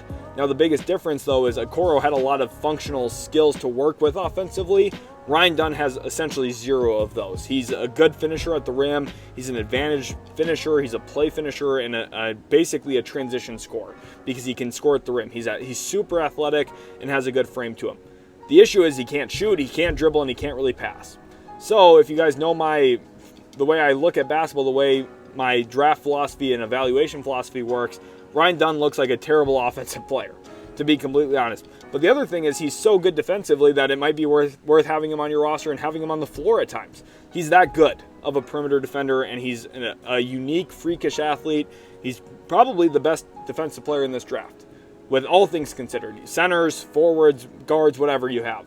He could be tremendous. It's going to take a long time for him to become a quality NBA player, though, because of the offensive concerns. This is like a 2-year down the road type of pick. I think the Knicks very likely could trade picks 24 and 25 on draft night. We'll see what they actually do. But Ryan Dunn, from a draft and develop standpoint, could maybe turn into the steal of the draft if his jump shot comes around. That's a ginormous if. But if it does, he could be a Dorian Finney-Smith type player who makes a lot of money by hitting corner threes and defending the other team's best guy on a night-to-night basis. Pick number 25, staying with Dylan Rad here and the New York Knicks, like I said. 25th overall in the 2024 Utility Sports Discord mock draft, the New York Knicks and Dylan select guard Jamal Sheppard from the Houston Cougars. And this is another really good get. A player who is just a tremendous defender. Now, he's a little bit of a smaller guard, but he has really been a nightmare for opposing teams when it comes to his screen navigation at the point of attack. And I know the New York Knicks, who already really value defense and having good defenders on their roster, think about Deuce McBride and the role he's played off the bench for the Knicks over the last couple of years. Jamal Sheppard might be a real upgrade even on Deuce McBride, who I think Sheppard has a little bit more offensive game to him, probably a little bit more of a reliable ball handler, creator of offense, but very similar defensive acumen and instincts. He just blows up screens at times with his ability to navigate them, get his hands involved in the passing lanes. A tremendous defender, a really fun watch on tape, someone that I am extremely excited about transitioning to the NBA. And funny enough, this reminds me of Marcus Sasser a year ago, who went 25th overall to the Detroit Pistons. Now Jamal Sheppard from Houston going 25th overall to the New York Knicks. A team loaded with defense, values that here at 24 and 25 with both Ryan Dunn and Jamal Sheppard. A very unique combination, and one that Tom Thibodeau is probably smiling and grinning ear to ear if he has these two guys back-to-back on draft night. We have a trade here at pick number 26. Remember, the Washington Wizards were going to be on the board, but ultimately now a 3-team deal sends Marcus Smart and Landry Shamet to Milwaukee. Now Jusuf Nurkic, who is no longer factored into the long-term plans of the Milwaukee Bucks after drafting Zaccharie, he goes to Brooklyn to replace the void left by Nick Claxton. The Nets also get pick number 26 in this. The Washington Wizards walk out with Marjon Beauchamp from the Milwaukee Bucks, someone who the Bucks spent a first-round pick on just a few years ago. They also get Pat Connaughton, and they get pick number 33. So a lot of moving pieces in here now. The Wizards move down a couple of spots, but they pick up a young wing in Marjon Beauchamp. They also pick up a shooter in Pat Connaughton, who they could maybe reroute later at some point. The Nets get pick number 26, so they move up into the first round for their third pick in this mock draft. And the Milwaukee Bucks smile with the addition of Marcus Smart, a real upgrade onto their roster for sure, a player who really moves the needle for them. And now, here we are, Texas Sports, doing a lot of work. He's working the phones for this mock draft. 26th overall, the Brooklyn Nets select center Ulrich Chomchi, a very unique prospect, came from the NBA Academy in Africa, played in the Basketball African League. He is very unique because he has a lot of the size, he has a lot of the physical tools. I talked about a lot of those things with Yves Misi. I think Ulrich Chomchi also has some real passing upside to play into, but other than that, there's a lot of work to be done yet. So Brooklyn, who lost Nick Claxton, they at least got back in this deal Jusuf Nurkic, who is maybe a lower quality starting center. You're getting a real development piece here. And the Nets already have a couple of those guys. They have Noah Clowney, who they drafted from Alabama last year. They also have Dariq Whitehead, who, if he stays healthy, could maybe be a long-term intriguing shooting wing for them. And obviously in this mock draft, they were able to bring in Sheppard. They were able to bring in Jared McCain. They got Gigi Jackson. So the Nets have gone from kind of old and directionless to young with a lot of questions, but a lot of development hope. And Ulrich Chomchi is somebody who, there's a lot of development that still has to happen. He is not a sound, ready NBA player at all. This is another 2 years away from being 2 years away, maybe. Now, I think he's a little bit more ready than that. It's not quite as bad as Bruno Caboclo, but I think Chomchi has a lot of room to grow before he becomes a real name that we see on the NBA court frequently. But Brooklyn, a team that, again, searching for a long-term direction, maybe they're going to willingly give him minutes to try and really usher his development forward. It's a unique pick. It's someone I haven't talked about a ton in the first round this year. I don't know if he's a real first-round level talent, but I do understand the upside grab here for Texas sports. I've loved his overall draft. He's been very aggressive, getting multiple picks, not only in this year's draft, but also in future years. He's brought in a lot of picks for the Nets. I believe 5 in total in this mock draft. First rounders solely. So he's done a great job. Chomchi's a guy who, if he hits, it becomes an absolute home run. If he doesn't hit, well, you burnt pick 26. It's not that big of a deal. So it's an interesting proposition here for Brooklyn. And again, a huge shout out to Texas Sports for all the work he does in the Discord. Pick number 27 now, we have the Minnesota Timberwolves and Fancy Scorpion running the show here for Tim Connolly and the Timberwolves in this mock draft. And for the Wolves here, one of the big questions for me going into this next year is how do they look to replace the role of Kyle Anderson? I just don't really foresee him coming back unless he takes a pretty significant pay cut to stay in Minnesota. I'm not sure he's going to do that. So this is a big question here. And Fancy Scorpion, 27th overall, selects forward Tristan Da Silva from Colorado, and he's got a lot of Kyle Anderson in his game. I think this is a tremendous pickup here for the Wolves. Tristan Da Silva, kind of a playmaker similar to Kyle Anderson, even some of the flaws in his playmaking, where he leaves his feet a little prematurely, doesn't really know what he wants to do with the basketball at times, but does have some good passing feel and good passing vision. He has the size to manipulate defenses, pass over the top of defenses, and the way he moves is rather similar to Kyle Anderson. Now, not as slow. He's not going to get nicknamed Slow-Mo 2.0 here, but he does kind of just move in a little bit of a more awkward way. Doesn't move like a true NBA athlete, if that makes sense, but not in a bad way. In like a way where his change of pace and change of direction is just a little bit more unique, a little bit more different. And I think that is going to open up opportunities for Da Silva. And one of the positives about his game is he's also capable of playing off the catch at a better rate than Kyle Anderson has so far in his career. Kyle Anderson has obviously really struggled with finding a stable, consistent jump shot, has had moments where it looks like he's kind of growing in that area, and then all of a sudden he just completely stops shooting. He's been super hesitant, and obviously his jump shot's quite ugly. Tristan Da Silva, I think, just going to step into the league as a more confident, more willing, more capable shooter. So for the Timberwolves looking for young, cheap labor talent to add onto the roster, Da Silva does make a good deal of sense. I think Fancy Scorpion nailed it out of the park with this pick. I think it's a really good selection for the Wolves. Pick 28, Brady, now running the show here for the Denver Nuggets, stepping in for Calvin Booth here in this mock draft. And Brady, I'm pretty sure, is a big-time Pistons fan, so we'll see who he has the Denver Nuggets going with. Maybe the last time I can call them the reigning champions, because the Boston Celtics are on the brink of winning the NBA Finals. So the Denver Nuggets, the reigning champions of the NBA for the last time maybe ever. Me saying that. 28th overall, Brady and the Denver Nuggets go with guard A.J. Mitchell, and I absolutely love this pick. I'm super high on A.J. Mitchell myself as an individual talent. I think he's an incredible player, someone who exemplifies and embodies dribble, pass, shoot, can get his feet to the paint. He just knows how to maneuver defenses, uses his pivot foot really well, plays off of 2 feet, which sets himself up for some creative finishing, and being able to play around length And I think for Denver, a team that, listen, Reggie Jackson's got a player option that he's going to opt into for the Nuggets. Outside of that, though, long-term, the Nuggets don't really have a true backup point guard. They do have Colin Gillespie on their roster as a two-way guy. I don't think he's going to be a true NBA player for them. So I think A.J. Mitchell probably steps in and becomes the backup point guard behind Jamal Murray as soon as next season. And then he's also going to be someone who long-term I think is going to be a starting quality point guard, someone who could be just flat out a really good player. I've compared him to Jalen Brunson. Now, he's not going to be as good as Jalen Brunson. He's not going to be an MVP finalist or an MVP candidate like Brunson has been. But what I do think he is a really reliable point guard, someone who is going to be starters quality. I think he's getting overlooked massively right now. And I think this is one of the best picks in this mock draft. Brady absolutely knocked it out of the park here for the Nuggets. Number 29, we're back to Nape and the Utah Jazz.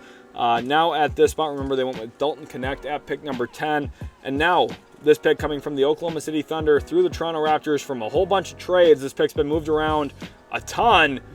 29th overall in the 2024 Utility Sports Discord mock draft, the Utah Jazz select forward Bobby Klintman from the NBL of the Cairns Taipans. Now, this is a player who last year out of Wake Forest, it had sounded like he had a promise to be a first-round pick. Ended up withdrawing his name from the draft, surprisingly. Took his talents to Australia to play in the NBL. And I don't really think he's helped his draft stock too much, unfortunately. But he is still a unique player, and I don't think a lot separates him from Tidjane Salaun, to be completely honest.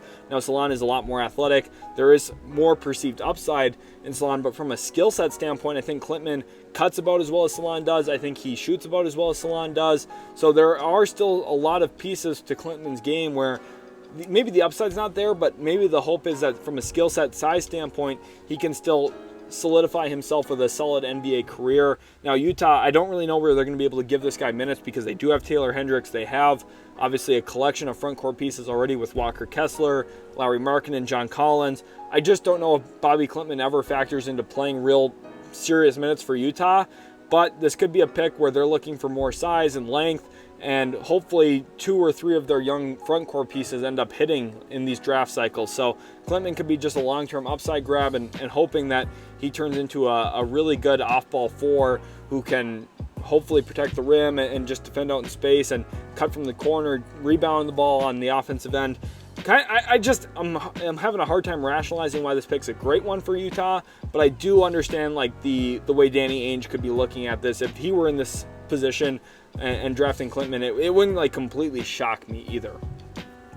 Pick number 30, the final pick of the first round. Now, we do have some second round coverage in this video as well. Pick 30 of the Boston Celtics. This is from X-Smoke and Stingy, both big-time Celtics fans, and the Celtics who are on the brink of winning the NBA Finals. Now, in reality, I think they will trade out of this pick. They'll trade into the second round, if I had to guess. But 30th overall in the 2024 Utility Sports Discord mock draft, the Celtics select guard Terrence Shannon Jr. from Illinois, former Texas Tech product. And just today, the day I'm recording this, had his name cleared from some allegations. I'm not going to say the word because I don't want anyone to get triggered or anything like that. You guys know exactly what I'm talking about. Has had some real off-court concerns. Finally was found not guilty the day I'm recording this. So that is a big development in the draft world. Terrence Shannon Jr. is a good basketball player. He's a very great college basketball player. I do have questions about how his game is going to translate to the NBA, if he's going to be a good NBA player, if he's just a very good college player. I know that is kind of poor analysis, to be completely honest with you. For me, I just do have concerns about what his role will look like in the NBA, how often will he have the ball in his hands, and what does his value look like without the ball in his hands. Now, I do think Boston is one of the better landing spots with the way that they play. His creativity, his ability to score the ball could fit there in Boston, I think, relatively well. So, Smoke and Stingy, it's a pretty solid pickup, in my opinion, for the Celtics. Well, round number 2 now. We have a lot of trades to get into here. In fact, 2 of them happen in round 2. The Grizzlies acquire Markelle Fultz. The Magic get a long-term upside grab, maybe, in Zaire Williams, and they also get pick number 39. Markelle Fultz is an unrestricted free agent. This is essentially a sign-and-trade where Memphis brings in a backup point guard, and Orlando gets some of Memphis's leftover trade pieces here in Zaire Williams and pick number 39. And then the 10th trade in this video, the Raptors receive pick number 45, and they also receive a future second-round pick. The Sacramento Kings get Kenrich Williams, which I think is a really great get for Sacramento. The Raptors kind of do what they did with Bruce Brown, and they reroute another player they got in trade earlier in this video. Kenrich Williams to Sacramento would be tremendous for the Kings and really fill a huge need that they have off their bench. So here now is the full second round. A few things I want to really highlight. Obviously, there were some moves. We've already seen a lot of these. Keyshawn George at 31 to the Raptors gives them a guard with some good size and some shooting. I think that's a good pick from NI6 and Fancy Scorpion for the Raptors. The Jazz get Bub Carrington. That's a huge steal. If in reality, I don't think he'll fall out of the first round, so I wanted to highlight that. The other thing here is this mock draft. This was conducted a couple of weeks ago before some of these players kind of fell out or withdrew from the draft. So keep that in mind as we're going through the second round list. Johnny Furphy goes to the Wizards. I think that's a really good pickup for them. Another guy who can be a play finisher, a standstill shooter, and cutter. The Blazers get Pacom Dadier. I think, honestly, a player who's probably going to be a first-round pick at this point of the process. I think he's risen a lot and will likely be a first-round pick. He measured in extremely well at the European Combine. 6'7" without shoes on, a 6'8" plus wingspan. Impressive. The Spurs get Baylor Shireman. I love that pick for them. That's a tremendous get. Shout out to Nick and D the Great for that selection. That's just genius selection there. The Pacers get Jalen Bridges, a two-way wing out of Baylor. Just a really good pick for them. Minnesota gets Tyler Kolek. So if you're looking for a long-term point guard, they already addressed the Kyle Anderson departure with Tristan Da Silva. They now get Tyler Kolek. The New York Knicks get Harrison Ingram out of UNC. I think Ingram did go back to college. I need to double check on that. The Magic get Dylan Jones out of Weber State. I like that pick for them. He's someone who can create for himself off the dribble. Didn't measure in as well as I think he would have hoped to at the Combine, but overall does have an impressive skill set. Alex Kiraban did go back to UConn, unfortunately. Adem Bona for the Sixers is a tremendous get. They don't really need a backup big because they do have Paul Reed, but that's just like a talent grab of, oh my gosh, Adem Bona is still here, 41st overall. I think Unlimited had a heck of a draft for himself. I'm not going to lie. He did a great job. Azrael PC for the Hornets goes with Jonathan Mogbo out of San Francisco. A big with some really good physical traits. Very likely we could see him go in the first round, maybe in that spot where Ulrich Chomchi went in round one. I think Jonathan Mogbo is probably a little bit more of a likely first round pick. I think people are going to be really impressed with his play finishing, his size, and some of the plays he's able to make on the glass as well. Jalen Tyson, the Miami Heat, man, look at this. They walk out with Devin Carter and Jalen Tyson, two older prospects, but two guys who are ready to really help teams win now. I think they're both good players. Jalen Tyson out of Cal, just a really, really good get here from Miami. He's going to be going from the West Coast to the East Coast, and I think he's going to be pretty happy playing for a team that's going to give him minutes, and he's going to have a really good impact as a forward who's capable of handling, creating his own shot, and passing. It's a really good grab. The Rockets get Justin Edwards, really great get. At 45, the Raptors ended up taking Jameer Watkins. He did go back to school, so unfortunately not in this year's draft. The Clippers take A.J. Johnson out of the NBL, an athletic guard. Jalen Wells for the Magic. Pretty solid get, in my opinion. The Spurs, who already went with Baylor Shireman, they take a fun grab here with Bronny James, someone who I think is really underrated, to be honest with you. I know people are going to say, oh my gosh, you're just saying that because of LeBron's kid, whatever. I think Bronny James can play in the NBA. So getting him 48th overall I think is really good. Kevin McCullough for the Pacers and Trenton Flowers for the Pacers. So Zach and Azrael PC, both big-time Indiana Pacers fans. I think they've had a really great second round at identifying talent. Jalen Bridges, Kevin McCullough, Trenton Flowers, a collection of wings and guards who can just do a little bit of everything for you. Trenton Flowers can play make a little bit. He can shoot it. He's extremely athletic, really good length. This is like, the Pacers don't need to add a bunch of good talent in the second round because they're already so deep. They nailed it here. Bridges is a good 3-and-D player. McCullough does a little bit of everything. I'm a little worried about how he's going to translate to the league. I think he's going to be a little bit of a Wendell Moore Jr., to be honest. But I do think that ultimately grabbing him at 49, it's worth the risk there. There's almost no risk. 51 Bear for the OKC Thunder took Trayvon Brazile. He did ultimately return to Arkansas, so he won't be in this year's draft, but I do like the idea there, at least for OKC. Finding a four-man who's extremely athletic would have been awesome. I hate Kerr, and Supa Kupa goes for the Warriors with Oso Ighodaro from Marquette. I think, honestly, a very solid pickup there. Good length, size, athleticism. For the Warriors, I think just getting more of that around Steph Curry, Klay Thompson, Draymond Green just does make sense. We saw the impact that Jonathan Kuminga had this past year, the impact that Trayce Jackson-Davis had as a rookie. I think Oso Ighodaro can have those types of impacts as well. Hunter Sallis returned back to Wake Forest, I believe, so he will not be playing for the Pistons. You see him at pick 53. Smoke and the Celtics and Stingy went with Trey Alexander out of Cretan. Trey Alexander, a guy who can handle the basketball and create for himself a bit. Interesting player. Melvin Ajinça goes 55th to the Lakers from Sad Clippers fan. Solid player. Ihsan Almanza, I think a very interesting get here for the Nuggets. Brady, I think this is a genius pick. Almanza has a lot of feel, a lot of great passing capabilities. I really like that get a lot. 57, the Memphis Grizzlies here. Zach running the show for them. Drafted Peyton Sandfort. Now, he did return back to school, but I like the idea there of getting a shooter this late in the draft, someone who probably is just going to have a strong NBA career once he does finally come to the NBA. And then the Sports Junkie ends our draft, 58th overall, with the Mavericks selecting KJ Simpson, an off-the-bench guard from Colorado, someone who in the NBA I'm a little skeptical on where he's exactly going to fit. Now, he does have some real tools that are going to point to him being a solid floor general and creator.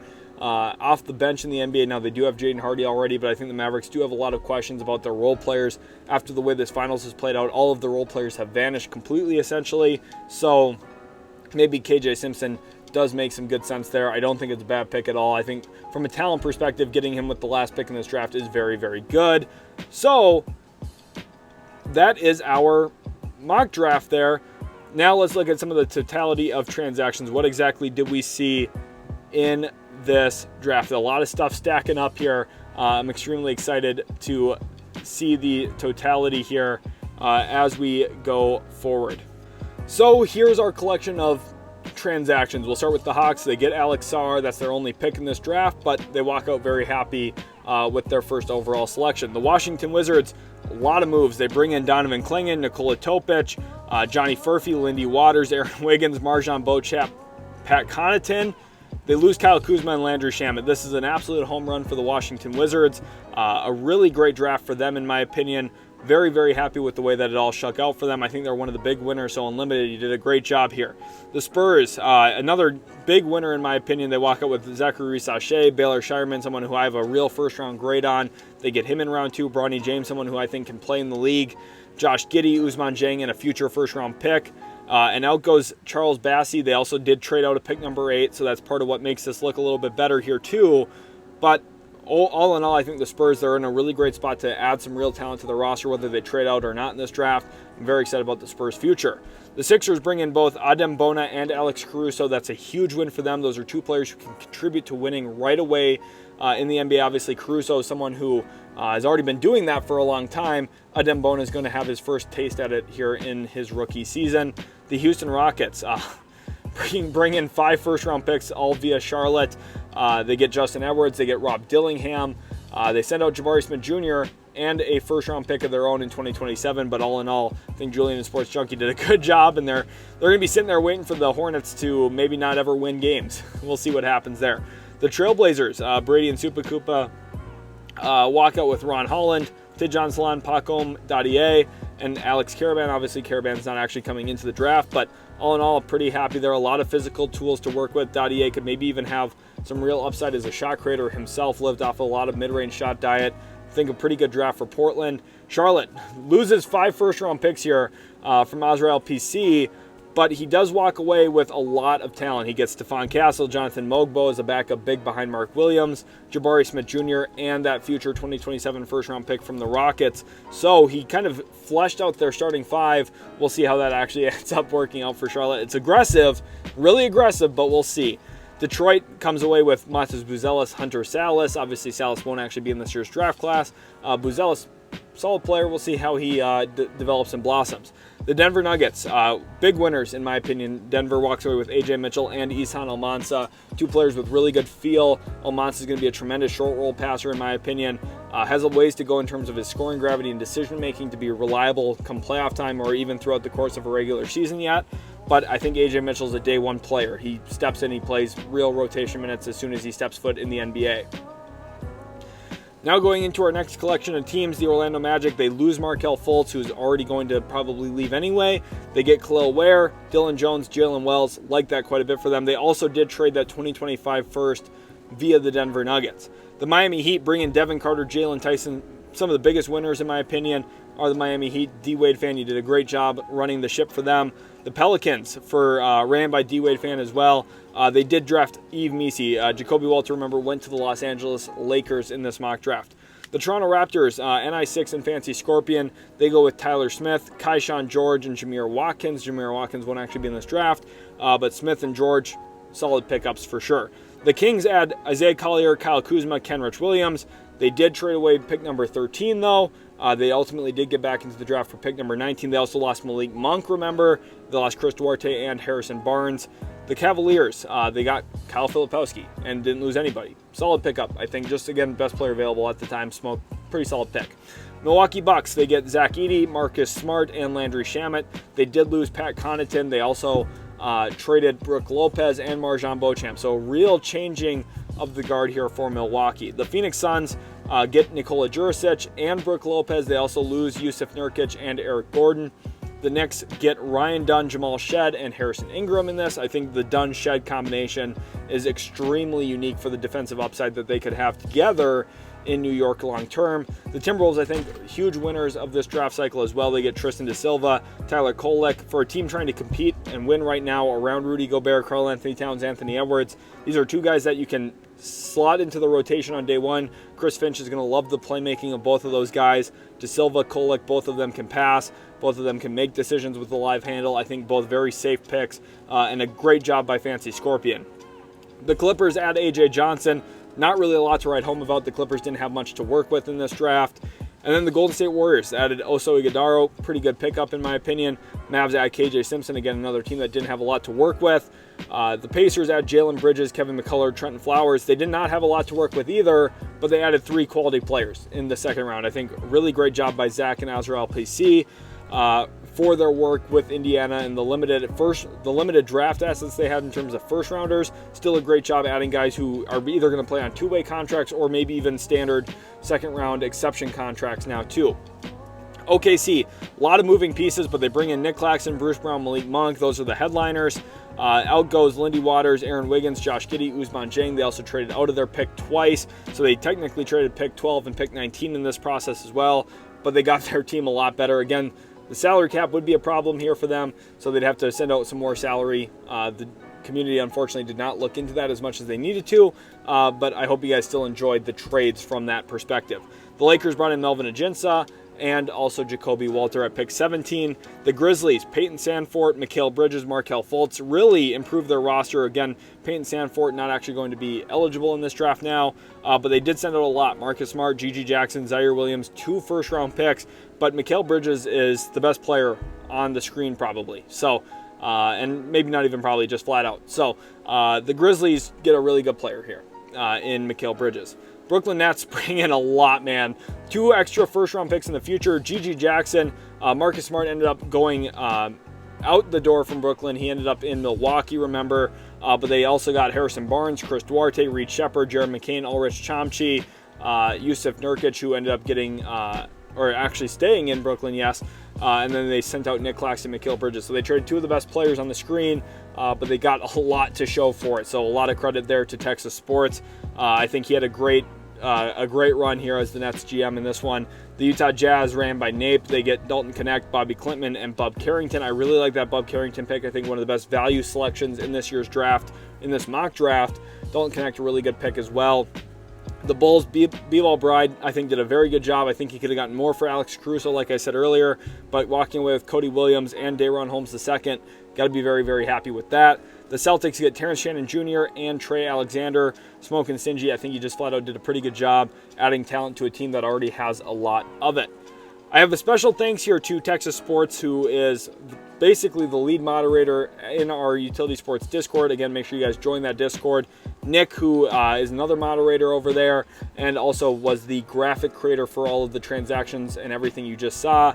And a huge thank you to everyone who participated from the Discord. I really, really appreciate you guys. You guys are all awesome, and I hope you guys do join the Discord. Again, link is in the description for that. I would love for you to be a part of the Discord. Thanks again, everyone, so much for watching, and we'll catch you in the very next Utility Sports video.